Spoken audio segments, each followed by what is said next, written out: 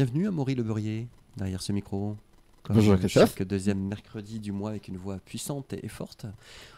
Cet automne, vous êtes en forme. Alors effectivement, je rappelle que vous êtes conseiller en rénovation énergétique et services mutualisés des communautés du pays de Saint-Malo à Maury. Eh bien, ce mois-ci, vous allez nous inviter à adopter le chauffage au bois. Effectivement, la chronique de ce mois va concerner le bois de chauffage. Nous arrivons dans une période hivernale où les questions de système de chauffage commencent à revenir. Et quoi de mieux que d'informer vos auditrices et vos éditeurs sur un système qu'on connaît depuis très longtemps et qui revient en force avec le bois. Des semaines et des mois précédents, j'avais parlé un peu de la pompe à chaleur et c'est vraiment deux systèmes qu'on voit un peu plus en ce moment. Entre autres, pourquoi ? Parce qu'on est sur des énergies renouvelables. Le bois est une énergie renouvelable. Ça fait partie des 4 bonnes raisons de Pour se le- chauffer au bois. Pour lesquelles il faut se chauffer au bois, effectivement. Il y en a 4 principales qu'on va détailler ensemble. La première, ce que vous disiez, donc renouvelable et local. Je ne sais pas, à l'époque où on se chauffe au fioul ou au gaz, et encore des gens se chauffent avec ces énergies, elles ne sont pas locales. On a très peu de gaz ou de pétrole français. À l'inverse... On a des idées en France. Ah oui, vieille référence, ça. C'est chez Shadok, c'est ça Je suis plus vieux que vous. Hein. Oh, Pardonnez-moi. de si peu, Jean-Christophe. Et donc le bois est local, le bois est exploité en France, permet à des structures de travailler et de créer des emplois donc en France. Donc, premier niveau, c'est un combustible local et renouvelable, parce qu'une fois qu'on a brûlé, qu'on a coupé, qu'on a séché, qu'on a brûlé le bois, on peut replanter un nouvel arbre au même endroit. Bien entendu, c'est un peu plus long. Et aujourd'hui, avec ce système le local et renouvelable, c'est la première des bonnes raisons. La deuxième raison va être liée à l'économie. Le bois, en plus d'être local, est une énergie moins onéreuse. Je n'aime pas dire pas onéreuse, mais surtout moins onéreuse. Il est moins onéreux que de se chauffer au gaz ou à l'électricité, qui reste l'énergie la plus chère. Et même quand les gens des fois me disent oui, mais le prix de l'installation du poêle, de l'insert, son entretien, c'est un coût. Oui, mais dans les chiffres de l'ADEME que je vous ai pas fait parvenir, que nous avons, c'est pris en compte. C'est-à-dire on calcule le prix de l'achat de l'appareil de fonctionnement, son entretien et donc son combustible. Et la somme et le rapport des énergies, quand on compare l'électricité, le gaz et le bois, l'énergie la plus économique, et une autre bonne raison de se chauffer au bois, c'est que c'est économique le bois. Donc c'était local, c'était renouvelable, c'était également économique, moins cher que des autres énergies. La troisième, ça va être sur l'efficacité et les performances.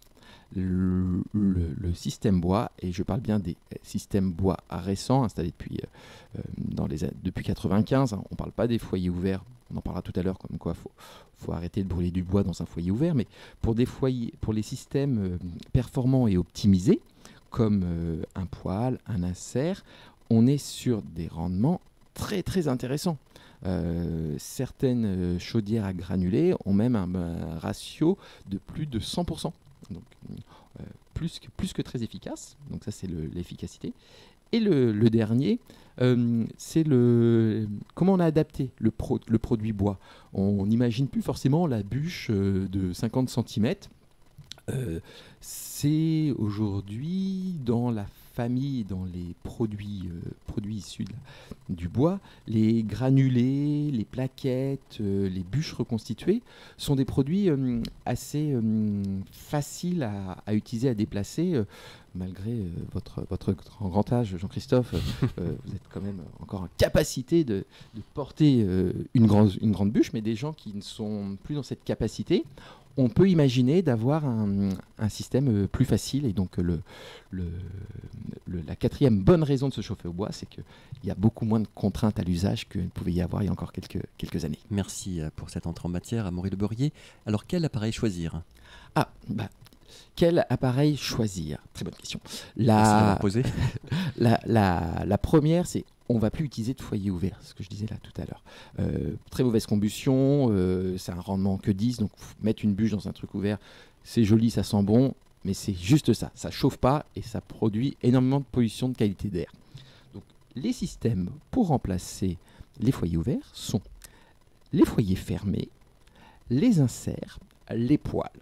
Dans ces trois familles d'appareils, on peut continuer à utiliser la bûche et qui sera mieux utilisée.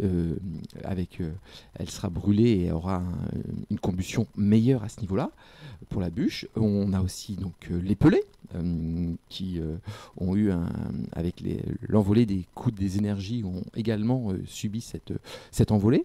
Et on commence à voir sérieusement leur prix descendre, diminuer. On n'est pas encore revenu sur les prix de 2007, mais on s'en rapproche. On est plus sur le haut de la vague pour les appareils qui utilisent les pellets. Donc voilà, l'insert, les poêles à bois et dans la grande famille des poêles à bois, j'aime préciser aux personnes que l'on rencontre, vous avez bois pelé, bois bûche et le mix, celui qui va avoir la possibilité de mettre du granulé et de la bûche dans son foyer. Allez-y, continuez, on vous écoute avec attention. Après, par rapport aux autres systèmes, on était plutôt sur les systèmes d'appoint, les systèmes qui ne sont pas rattachés au système de chauffage central, parce qu'on n'a rien fait de mieux depuis le Moyen-Âge pour chauffer une maison, c'est-à-dire lorsque les personnes ont un réseau hydraulique, ont des radiateurs disposés un petit peu partout dans la maison. Pour ça, on peut passer sur la chaudière. La chaudière qui elle aussi va consommer du bois bûche ou du granulé ou du bois déchiqueté. Ces systèmes nécessitent donc forcément plus de place, un espace de stockage et permettent de chauffer une maison avec le réseau hydraulique parce que forcément là on ne va pas envoyer par rayonnement un air chaud mais on va chauffer de l'eau qui elle va circuler ensuite dans les différents radiateurs de la maison. Donc voilà un peu pour l'ensemble des systèmes de bois. Et pour une satisfaction maximale, y a-t-il des conseils en l'occurrence, chauffage au bois Bah oui, pour les trois conseils pour que la satisfaction soit maximale. Le premier, ça va être le dimensionnement de l'appareil. Généralement, on va vouloir se dire, c'est un calcul à faire par rapport à la taille de la maison, à sa qualité d'isolation, et on va se dire, tiens, il me faut 9, je vais prendre un 12. C'est pas une bonne idée parce qu'on va surdimensionner l'appareil. L'appareil va coûter plus cher et ne fonctionnera jamais à sa capacité maximale. Donc, premier conseil, bien dimensionner votre appareil et choisir l'appareil adapté à votre logement. Et s'il y a besoin d'un appoint complémentaire, ça pourrait être dans des radiateurs électriques dans les pièces les plus éloignées. Ça, c'est le premier conseil. Deuxième conseil, c'est choisir l'emplacement. Et choisir l'emplacement idéal du poêle. Celui-ci doit pouvoir valider la sortie d'air et également son entrée. La plupart des appareils aujourd'hui sont étanches et dans ce cas-là, avec l'étanchéité des appareils, il faut que l'air vienne directement de l'extérieur et soit raccordé directement au poêle ou au foyer. Ce qui fait qu'on ne peut pas le mettre partout, on ne peut pas le mettre au milieu du salon. C'est pour ça qu'il faut faire appel à des professionnels qualifiés. Et ça, troisième conseil pour avoir une satisfaction maximale, c'est faire appel à des professionnels. Vous trouverez la liste des professionnels RGE du territoire sur le site francerénov.gouv.fr. Et une fois que vous avez trouvé la liste des professionnels, on ne peut que vous inciter à faire 2 ou 3 devis pour comparer les marques, les produits, les modes et les systèmes de positionnement de l'appareil pour avoir une satisfaction maximale. Et quel budget prévoir enfin à Maury, le Berrier? Pour les premiers inserts, on peut les avoir aux alentours de 1800 € et les plus grosses chaudières, on en aura aux alentours de 25 000 €. Très bien. Donc il y a le budget pour le système et son combustible, on a bien compris, pour l'installation, vous venez d'en parler, et des aides à l'investissement Effectivement, n'hésitez pas à nous rencontrer à la Maison de l'Habitat ou par téléphone au 02 99 21 17 26, car chaque projet est différent et les aides sont adaptées à chaque projet.